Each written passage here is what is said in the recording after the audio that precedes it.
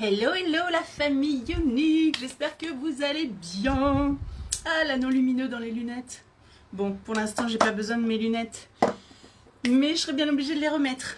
Coucou, coucou tout le monde, j'espère que vous allez bien. Normalement, je dois être dans le bon groupe.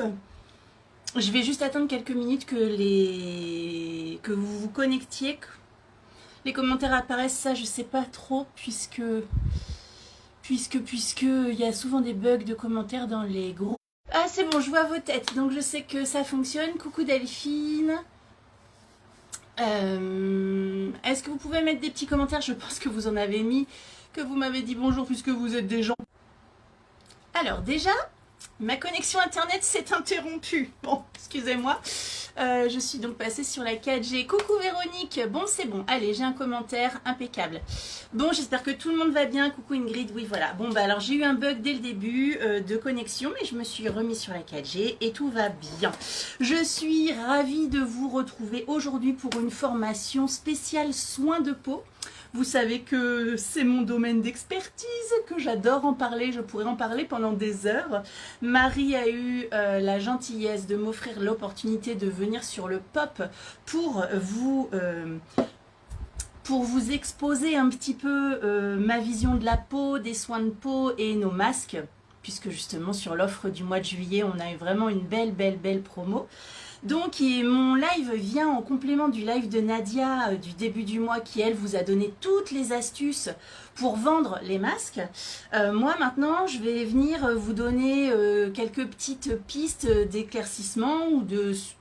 comment dire, pour celles qui savent déjà, et ben ça va vous rajouter ça va conforter vos connaissances. Pardon, excusez-moi, je m'embrouille.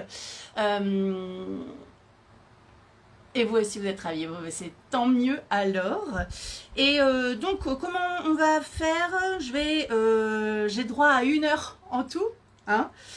On va faire moins, mais celles qui me connaissent vont dire non Pat, on sait très bien quand tu commences à nous parler de la peau, on ne t'arrête plus. Au début ça va vraiment être de la théorie sur la peau. Ensuite, on va faire les actifs phares de nos masques. Et à la fin, questions-réponses. Donc là, vous pourrez me poser toutes les questions que vous voulez. J'essaierai d'y répondre, j'espère savoir. Et si vous me posez une colle, eh bien, j'irai chercher l'information là où il faut. Et je reviendrai vers vous pour vous donner les réponses. Puisque personne n'est censé tout savoir. Ce serait vraiment, comment dire, du fake de dire qu'on sait tout. Donc c'est bon, ça fait une petite minute qu'on est... Bon, j'ai l'impression qu'il y a des gens qui me connaissent alors ici. Mais pour celles qui ne me connaîtraient pas, celles et ceux, pardon, qui ne me connaîtraient pas car ils sont nouveaux dans l'aventure. Donc moi c'est Patricia, alias Pat Size. Je suis avec Unique depuis presque 10 ans maintenant. J'ai commencé dès le début en France en février 2026. Et je suis biologiste, je suis docteur en biologie et aussi chez Unique, je suis statut orange. Coucou ma belle Aurélie. Bon, je vais pas dire bonjour à tout le monde, mais même quand je dis ça, je suis obligée de le faire quand je vois des copines connues que je reconnais. Ça fait longtemps que je vous ai pas vu. Je peux pas m'empêcher de dire bonjour. Ok, donc je sors mes petits... Donc on va commencer par les types de peau. Donc voilà, moi en fait je suis pas la meilleure vendeuse chez Unique, ça c'est clair, vous me voyez pas tellement souvent dans les tableaux. Mais j'adore expliquer comment marchent les cosmétiques sur la peau, un petit peu ce qu'on pourrait appeler de la cosmétologie, en fonction des connaissances de biologie cellulaire que je peux avoir. On met les deux en lien et c'est sympa, parfois ça vous permet de comprendre comment fonctionne votre peau et pourquoi tel produit marche ou marche pas. Donc on est parti. Alors déjà, pourquoi on fait des masques dans la vie? Première question, pourquoi faire des masques? Parce qu'on a déjà toute une skincare, vous allez avoir des clientes qui vont vous dire « Oh c'est bon, moi j'ai des crèmes, le masque, pas besoin ». Eh bien si, c'est important de faire des masques parce qu'ils vont contenir des actifs en plus grande quantité, des actifs ciblés pour venir résoudre tel ou tel problème de peau. Ou pour les chanceuses qui n'ont pas de problème de peau, les masques vont venir pour améliorer l'apparence de la peau, le confort, améliorer la skincare. Enfin, c'est pas quelque chose de facultatif, c'est quelque chose qu'il faut faire au moins 1 fois par semaine. Et on a différents masques à notre actif. Chez Unique, on en a 4 ou 5, mais voilà, vous savez très bien que dans la vie, il existe plein de sortes de masques et on va jouer sur l'utilisation de l'un et ou de l'autre pour justement normaliser ou rendre encore plus belle notre peau. Et c'est surtout que l'utilisation de masques, ça va aussi optimiser les crèmes. Donc vos clientes qui vous disent oui mais moi je mets déjà suffisamment cher dans mes crèmes pour pas avoir à acheter des masques. Ben, c'est une erreur parce qu'en fait si on ne fait pas des masques au final les crèmes ne vont pas être suffisantes pour pas attaquer mais pour pallier au désagrément de la peau. Alors du coup, je dois avoir la tête dans les commentaires. Alors du coup, les femmes vont être déçues, les clientes vont être déçues parce que les crèmes n'auront pas eu l'effet qu'elles attendaient. Donc ça, c'est pourquoi on fait des crèmes, des masques, pardon. Maintenant, comment on fait un masque? Alors déjà, au minimum une fois par semaine. Toujours sur peau propre, ça c'est une des erreurs que font beaucoup de personnes. C'est de faire un masque en fin de journée, genre « Oh, je suis crevée, je vais me faire un petit masque » et oublier l'étape nettoyage de peau avant. Tu fais pas un masque sur une peau dégoûtante. Alors même si elle est propre, elle est quand même sale des crèmes de la journée, de la pollution, de l'excès de sébum et tout. Donc le masque il va avoir beaucoup moins d'effet dans ces conditions. Donc il faut vraiment nettoyer sa peau juste avant. Si vous avez la peau très sensible, vous nettoyez pas déjà comme une brutasse en frottant, jamais. Hein, en soin de peau, la douceur, c'est ce qu'il y a de mieux. Mais surtout, vous attendez un petit peu après le nettoyage avant de plaquer votre masque sur votre visage. Mais il faut toujours quand même que la peau soit propre. Est-ce que la peau doit être sèche ou est-ce que la peau doit être humide? Alors ça va dépendre des gens et ça va dépendre des types de masques. Globalement,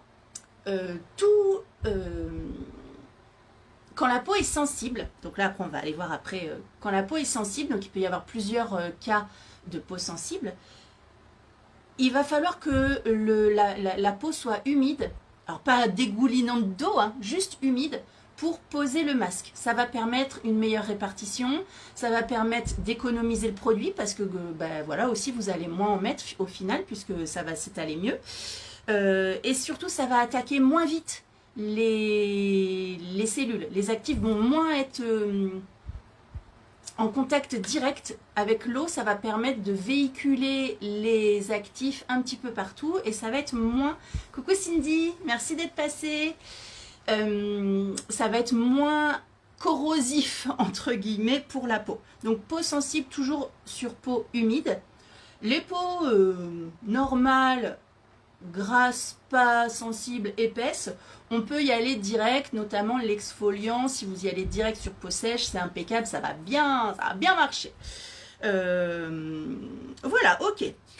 Maintenant, on va voir ce que c'est que les types de peau. Parce que avant même de vouloir offrir le meilleur soin qu'il soit à ta peau, bah, salut Chantal, oh pardon, j'ai des affaires sur mon bureau que je suis en train de faire tomber. Avant même de vouloir offrir les meilleurs soins possibles à la peau, il faut savoir quel est le type de peau de toi-même ou de ta cliente. Et ça, c'est pas forcément facile, surtout quand on travaille en virtuel. Mais pour soi-même, déjà, c'est bien d'arriver à reconnaître son type de peau. En cosmétologie, qu'est-ce que c'est qu'un type de peau? En fait, un type de peau, c'est les caractéristiques génétiques hein, de la peau qui font qu'elle réagit de telle ou telle manière à l'environnement, aux crèmes qu'on lui apporte ou aux facteurs internes comme les hormones, etc. Donc c'est vraiment ces caractéristiques propres, sa carte d'identité, ça c'est le type de peau. Le type de peau, donc, on en connaît, on va dire 4, mais en fait, en vrai, il y en a 3. Mais le quatrième, c'est un mix des deux. Donc, celui-ci, ça y est, je crois que vous avez déjà trouvé. Donc, il ne va pas falloir confondre type de peau et état de peau qu'on verra juste après. Alors, les types de peau, c'est très simple. C'est donc les caractéristiques, je répète pour celles qui voulaient prendre des notes, les caractéristiques de la peau qui font qu'elles réagissent de telle ou telle manière aux facteurs extérieurs, aux facteurs endogènes et aux facteurs exogènes. ce qu'on lui apporte comme crème ou les hormones qu'on a à l'intérieur ou l'environnement. On en connaît 3 et un 4e. La peau normale, ok, donc elle, tout va bien. Le sébum en surface qui est la dernière couche sur l'épiderme, c'est pas vraiment une couche, c'est une surface, c'est un produit qui vient protéger la peau, le sébum, donc il ne faut pas toujours tout ôter au niveau du sébum. Et parfait pour les peaux normales, c'est le bon équilibre de sébum entre fabrication, absorption, tout va bien. Peau grasse, il va y avoir une surproduction de sébum. Peau sèche, il va y avoir une sous-production, un défaut, un manque de sébum.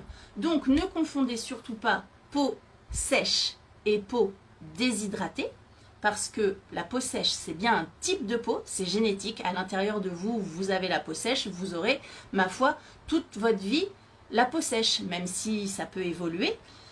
Et les cosmétiques vont venir arranger l'aspect, le confort du type de peau. Mais le type de peau, on n'en change jamais. C'est bon, sauf cas vraiment exceptionnels de dérèglements hormonaux et tout, mais globalement, c'est ce qu'il faut que vous compreniez. Donc, la peau sèche, c'est une sous-production de sébum, c'est une peau, on va dire, plutôt qui est en manque de gras et pas forcément en manque d'eau. Bon, en fait, si, elle manque aussi d'eau, mais voilà, c'est l'idée. Donc, quand on va avoir affaire à une peau sèche, on va lui préconiser des crèmes, des choses riches, des choses grasses. Riches en alimentation, vous savez ce que ça veut dire, hein, un cassoulet, c'est bien riche, c'est bien gras. Bah, pour la peau sèche, c'est impeccable. Alors que pour la peau grasse, on va plutôt apporter quand même un peu de gras et apporter de l'eau, parce qu'il en faut toujours, c'est la vie, hein, c'est important. Mais sur des textures plus fluides, des choses plus légères, à base plus d'eau qu'à base de gras. D'accord ?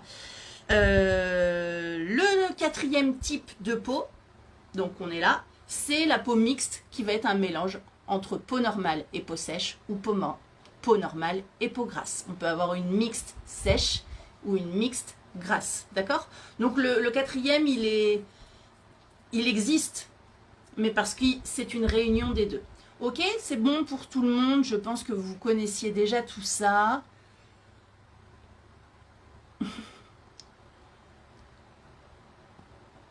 Maintenant, ah oui, ça je vais vous le dire tout de suite. On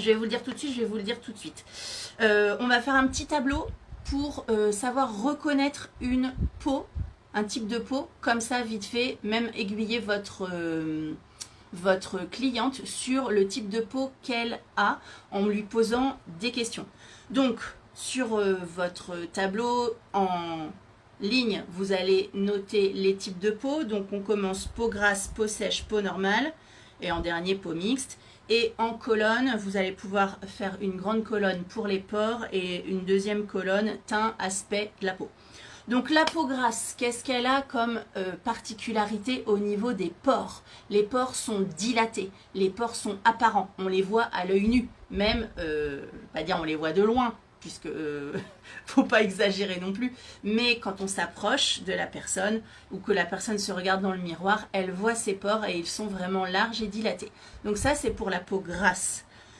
Pour la peau sèche, ils sont comment les pores? Eh bien, comme il y a un défaut de sébum et que justement les pores sont les glandes sudoripares, le sébum s'écoule par les pores sébacés. Eh bien, ceux-là, ils sont quasi inexistants. Une peau sèche a des pores invisibles. Ils sont présents, bien sûr, mais ils sont ils sont quasi invisibles. Donc là, déjà, ça vous donne un indice que c'est une peau sèche. La peau normale, les pores sont resserrés. C'est-à-dire qu'il y a quand même des pores, mais ils sont tout petits. Ok? Il n'y a pas de souci, Nathalie. Pour le teint, il va être comment? Alors pour la peau mixte, ben, vous avez compris, c'est que à l'endroit où ça va être la zone T qui est grasse, les pores seront dilatés. Et s'il y a des zones sèches sur le front ou au bord des joues, eh bien, les pores seront rikiki, invisibles. Ok? Le teint, il est comment pour une peau grasse? Le pain. La fille qui a faim, qui a envie de manger un bout de pain. Le teint, pour la peau grasse, il est irrégulier et il y a des imperfections. Là où il y a excès de sébum, il y a souvent imperfection, puisque qui dit excès de sébum dit prolifération de bactéries, qui dit prolifération de bactéries dit imperfection. Donc, un teint à peau grasse, c'est un teint à imperfection, c'est un teint irrégulier aussi, il n'est pas uniforme.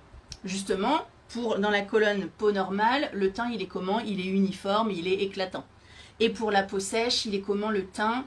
Il est terne, il n'est pas brillant, il est terne, voilà, il est terne.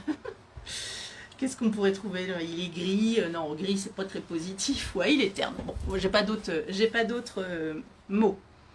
L'aspect maintenant, l'aspect au toucher ou alors l'aspect de la peau au purée. Batterie 15%. Bien Patricia, tu as bien anticipé ta batterie. J'ai une batterie nomade quelque part. Bon, on va se dépêcher.